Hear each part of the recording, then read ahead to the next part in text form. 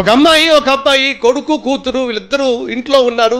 కూతురు చాలా మంచిది, కొడుకేమో అస్సలు లెక్క చేయడు. కన్నటువంటి పేరెంట్స్ ఎవరిని ఎక్కువగా ప్రేమిస్తారు? చక్కగా చదువుకునే బుద్ధిమంతురాలుగా ఉండి ఆనిముత్యంగా పెరుగుతున్న కూతురుని ఎక్కువ ప్రేమిస్తారా, లెక్క లేకుండా జీవించేటటువంటి కొడుకుని ఎక్కువ ప్రేమిస్తారా? ఒకసారి ఆలోచించాడు. మాట వినేటటువంటి కూతురునేగా. మరి కొడుకు వాడిని చూస్తే మీకు కోపం వచ్చేస్తే, వాడు ఇంట్లోకి వస్తేనే కంపరం వచ్చేస్తే, వాడు కంచం ముందు పెట్టుకుని కూర్చున్నప్పుడు మీకు చిరాకు వచ్చేస్తే, ఇండానికి తప్ప ఎందుకు పనికిరాడు అనిపిస్తుంది. అవునా? మాట వినకుండా ఇష్టానుసారంగా జీవించే మా అబ్బాయి అంటే, మాట వినకుండా ఇష్టానుసారంగా జీవించే మా అమ్మాయి అంటే రోజు రోజుకు మాకు విసుగొచ్చేస్తుంది. రోజు రోజుకు మాకు వారి మీద చిరాకు వచ్చేస్తుంది. భరించలేకపోతున్నాం, సహించలేకపోతున్నాం. కొన్నిసార్లు అనిపిస్తుంది, ఎందుకు వీడికి అన్నానా, ఎందుకు దీనికి అన్నానా అనిపిస్తూ ఉంటుంది. అసలు మా ఇంట్లో పుట్టకుండా ఉంటే బాగుండని అనిపిస్తూ ఉంటుంది. అవునా? అంతే కదా బ్రదర్.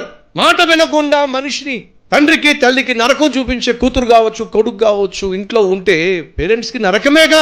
అంతగా వాడు బాధ పెడుతున్నప్పుడు, అంతగా ఆమె బాధ పెడుతున్నప్పుడు ఎలా ప్రేమించమంటారు అనేది సాధారణంగా తండ్రికి తల్లికి ఉండే ప్రశ్న. అయితే వినో, నేను చెప్తున్నటువంటి ఈ తండ్రి, పరమ తండ్రి, ఆయన ప్రత్యేకత ఏమిటంటే, నువ్వు ఎంత పాపిష్టి వాడివైనా నిన్ను ప్రేమిస్తూనే ఉంటాడు. పాడైపోయాను, చెడిపోయాను, అలాంటి వాడిని దేవుడు ప్రేమిస్తాడా నువ్వు ప్రశ్నిస్తున్నట్లయితే, నిన్నే తను ప్రేమించాడు కాబట్టి పరలోకం నుంచి భూలోకానికి వచ్చాడు. బైబిల్ ఏమని తెలుసా అండి? నశించిన దానిని, అంటే నిన్ను నన్ను వెదకి రక్షించడానికి ఆయన ఈ లోకానికి వచ్చాడు. వచ్చిన కారణమే నశించిపోతున్న నీ కోసం, నా కోసం. ఆయన వచ్చింది నీ కోసమే.